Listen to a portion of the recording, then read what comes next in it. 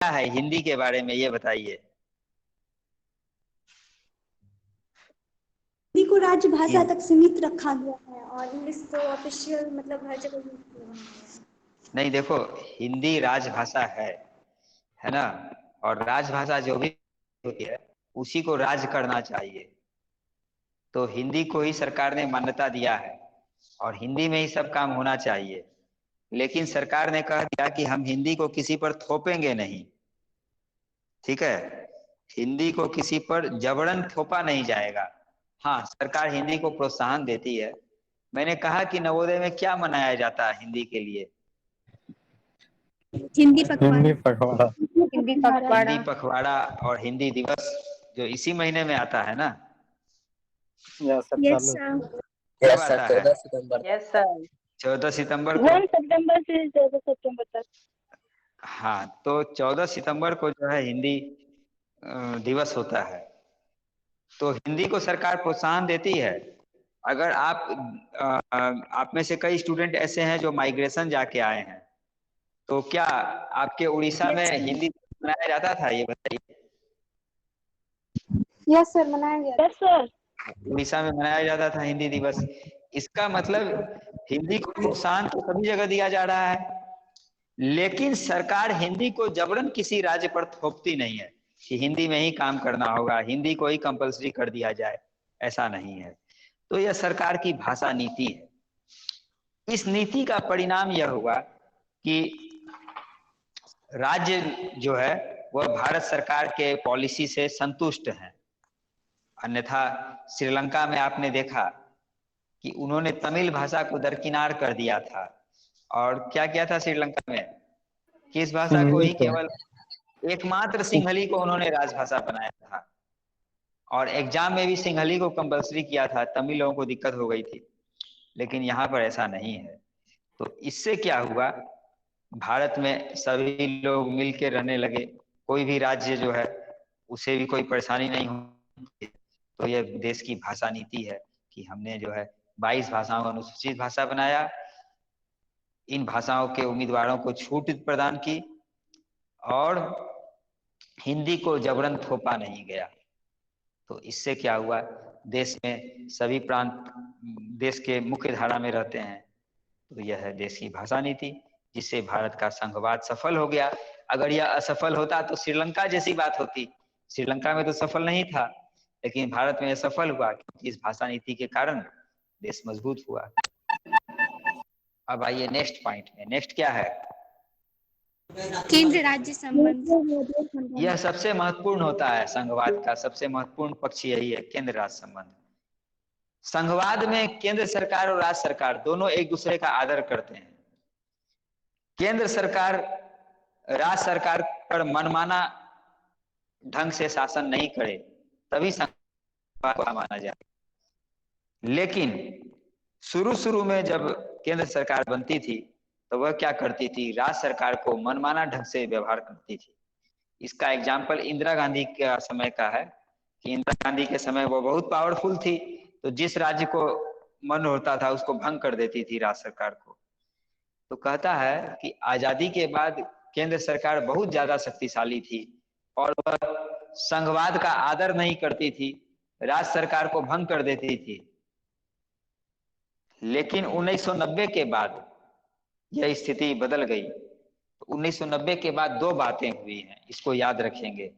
एक तो गठबंधन सरकार आई और एक क्षेत्रीय दलों का उदय हुआ।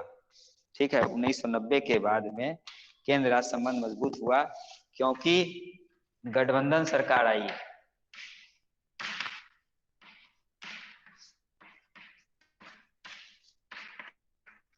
और क्षेत्रीय दल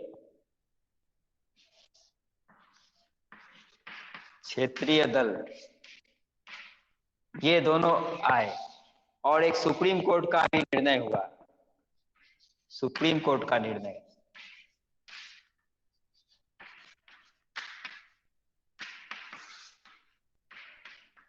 इन सब कारणों से केंद्र सरकार का मनमाना व्यवहार कम हो गया। अब जो है केंद्र सरकार भी राज्य सरकारों का पूरा आदर करती है। तो इसको समझ लेंगे कि गठबंधन सरकार क्या है। जब सरकार एक ही पार्टी से नहीं बनती है, अनेक पार्टी मिल करके सरकार बनाते हैं, तो उसको कहते हैं गठबंधन सरकार। तो जब सरकार अनेक पार्टी से बनेगी तो अपना मनमाना काम भी कोई सरकार नहीं कर पाएगी। क्षेत्रीय दल का उदय का मतलब होता है राज्य में अनेक पार्टियां आ गई और वे पार्टी संसद में भी पहुंच जाती थी, तो वह सरकार दबा देती थी कि आप राज्य सरकार को इस तरह से भंग मत कीजिए।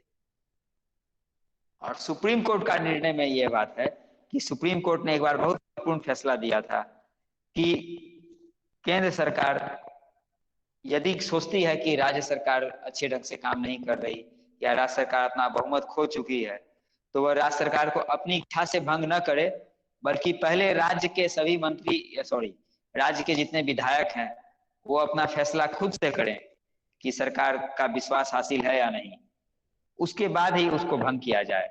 यह नहीं कि केंद्र अपनी मर्जी से राज्य को भंग कर दे। तो इन सब कारणों से ऐसा हुआ कि अब राज्य सरकार भी जो है वह शक्तिशाली हो गई, केंद्र उसको भंग नहीं करती है, तो इससे संघवाद मजबूत हुआ। ठीक है, अभी किसी के कोई सवाल है तो पूछ सकते हैं आप लोग। Yes sir. सर तो अभी ये कहना गलत होगा कि हिंदी को राष्ट्रीय भाषा हम लोग कह सकते हैं?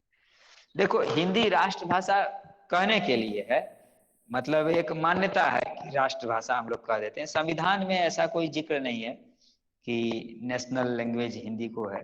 राजभाषा के रूप में संविधान में उसका जिक्र है ना, ऑफिशियल लैंग्वेज जिसको बोलते हैं, वो सर राजभाषा है। सर और हिंदी सब जो है, भाषा को सर, ये हिंदी तो सर बिहार और यूपी में बोली जाती है, तो सर ये दोनों का सिर्फ राजभाषा हुआ, तो सर और सब तो लैंग्वेज जैसे उड़ीसा में सर उड़िया बोला जाता है, तो सर उसको भी तो हम लोग राजभाषा बोल सकते हैं, नहीं उसको नहीं, क्यों नहीं राजभाषा जो है वो पूरे देश के लिए है।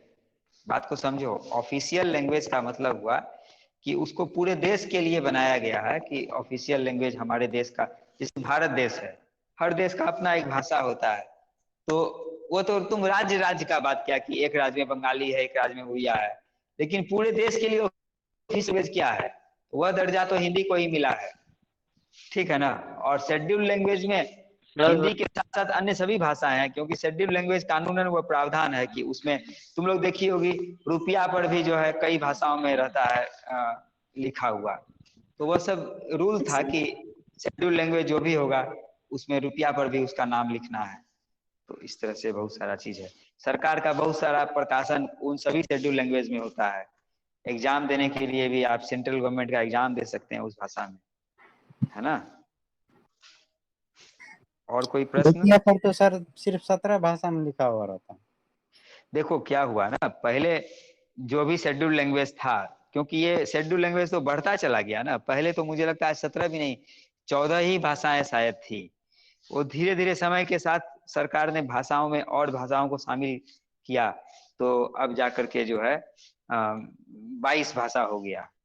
मैथिली भी है ना इसमें। अरे मैथिली है कि नहीं शेड्यूल लैंग्वेज? हाँ है ना। सुने? तो पहले नहीं था मैथिली, तो भाषाओं को तो सरकार ने बढ़ा दिया, 22 कर दिया, लेकिन रुपया में एक लिमिट कर दिया। तो इसलिए हो सकता है कि रुपया में 17 में ही आता है। ठीक है ना। सर आप बोले कि केंद्र शासित प्रदेश को सर कुछ विशेषाधिकार प्राप्त होता है, तो सर फिर जम्मू कश्मीर तो हो गया, उसको विशेषाधिकार प्राप्त है सर, तो फिर दिल्ली और लक्षद्वीप ये सब, चंडीगढ़ जो है सर, तो उसमें सर क्यों नहीं उसको भी विशेषाधिकार प्राप्त होगा तब? देखो, हमने ये नहीं कहा कि केंद्र शासित को विशेषाधिकार प्राप्त होता है, हमने ये कहा कि कुछ राज्यों को विशेष अधिकार प्राप्त होता है ना। कुछ राज्यों को विशेष अधिकार मिल सकता है। ये तो तुम जम्मू कश्मीर की बात कर रही हो, अभी का नहीं, 1 साल पहले का जो जम्मू कश्मीर था, उस समय जम्मू कश्मीर को विशेष अधिकार था, ये कहा। और भी कुछ राज्य हैं जिनको विशेष अधिकार है, जैसे नागालैंड, मतलब विशेष प्रावधान है, ऐसा कह सकते हैं। सिक्किम में विशेष प्रावधान है। नॉर्थ ईस्ट के स्टेट्स में कुछ आदिवासी बहुल क्षेत्र होते हैं, वहां पर विशेष प्रावधान किया जाता है ना। विशेषकर जमीन खरीदने के मामले में उन क्षेत्रों में आप जमीन नहीं खरीद सकते। सिक्किम में भी कोई जमीन नहीं खरीद सकता। नॉर्थ ईस्ट में भी कई जगह ये है प्रावधान, झारखंड वगैरह में भी है। तो वह विशेष प्रावधान किया जाता सर है। कश्मीर में तो आप ले सकते हैं ना। देखो वह कश्मीर में तो बना दिया उसको केंद्र शासित, तो प्रावधान के हिसाब से जो विशेष दर्जा था वह उसका समाप्त हो गया, है ना। लेकिन अभी भी Yes, चूंकि वह इतना ज्यादा इंटरनेशनल इशू है कि तुम ये नहीं कह सकते कि वह जो है पूरी तरह से मेन स्ट्रीम में आ गया, है ना। एक धारा 370 समाप्त करके और उसका जो है विशेष दर्जा या उसका विशेष स्थान, वह सब चीजें समाप्त की गई हैं। लेकिन फिर भी हम ये नहीं कह सकते कि एक बेग जो है, वो कहता है ना कि एक कानून आप हटा दिए और वह मेन स्ट्रीम में आ गया, वैसा कहना यह भी जल्दबाजी होगी। ठीक है। Yes sir. तो सर अभी भी काफी दिक्कतें आएंगी अगर वहाँ पे कोई मतलब प्रॉपर्टी या फिर जमीन कोई लेना चाहता है तो इन सब चीजों में। हाँ, मुझे तो लगता है। Yes sir. सर अगर ये पूछा जाता है कि मतलब भाषा क्या है तो हम डायरेक्ट ऐसा कह सकते हैं कि संवैधानिक दृष्टि से अभी तक भारत की किसी भी भाषा को राष्ट्रीय भाषा मतलब नहीं माना गया है। हाँ, ये बात तो है, संविधान की दृष्टि से राष्ट्रभाषा नहीं है, ये एक मान्यता की दृष्टि से है कि हिंदी हमारी राष्ट्रभाषा है ना। और भाषा तो है ना राजभाषा। चलो ठीक है, फिर क्लास वाइंड अप करें। हाँ सर एक क्वेश्चन था सर। हाँ, सर ये डिफरेंट जो स्टेट है सर, उस लोग को मतलब स्पेशल प्रिविलेज सर क्यों मिलता है सर? ऐसा कौन सा कंडीशन आ जाता है, मतलब ऐसे क्यों अच्छा, नहीं मिल जाता है उस राज्य को जो भारत सरकार में उस राज्य का विलय होता है, उसके वजह से मेन कारण तो यही है। जैसे तुम देखो विलय जम्मू कश्मीर का भारत में विलय हुआ था, तो उसी समय एक संधि की गई थी कि कश्मीर को जो है स्पेशल प्रोविजन दिया जाएगा।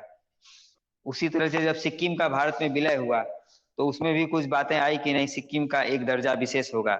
जैसे सिक्किम में भी वही जमीन जमीन का बात है, वहां भी आप जमीन नहीं खरीद सकते, सिक्किम में आप जमीन नहीं खरीद सकते। दूसरा चीज क्या है, वहां के लोगों को इनकम टैक्स नहीं लगता, विशेष दर्जा है। नागालैंड जैसे राज्य में, वहां अगर आप जाते हैं तो आपको परमिशन लेना पड़ेगा, परमिट बनवाना पड़ेगा। अब मान लो आप कहेंगे कि हम तो भारत के नागरिक हैं, मैं अरुणाचल प्रदेश गया हूं, मेरा पर्सनल एक्सपीरियंस है। अरुणाचल प्रदेश के बॉर्डर के पास में चेकिंग हो रहा था और मुझे पूछा उन्होंने कि आईडी कार्ड है, मैंने कहा आईडी तो है लेकिन कोई परमिशन नहीं था, और मेरा जो आईडी था उस आईडी को उन्होंने बोला इससे काम नहीं चलेगा, और मुझे उन्होंने उतार दिया। तो मतलब परमिशन तो चाहिए, मेरा आईडी से वो सेटिस्फाइड नहीं हुए, तो कुछ वैसा पक्का आईडी परमिशन ये सब भी है कई जगह में, उसके बिना आप नहीं जा सकते हैं। सर विलय क्या होता है? विलय मतलब शामिल कर लेना, मिला देना अपने में। एसोसिएट करना। एसोसिएट नहीं, एनेक्सर बोलते हैं उसको, या हाँ एनेक्सर, हाँ एक वर्ड और है शायद उसके लिए, एक्विजिशन तो नहीं है, एनेक्सर ही बोलते हैं। Okay sir. सर अभी या मर्जर भी कभी कभी मर्जर वर्ड का भी यूज होता है। सर अभिजन का मतलब क्या होता है? अभिजन कहाँ पर दिया है, क्या है, पूरा सेंटेंस पढ़ो।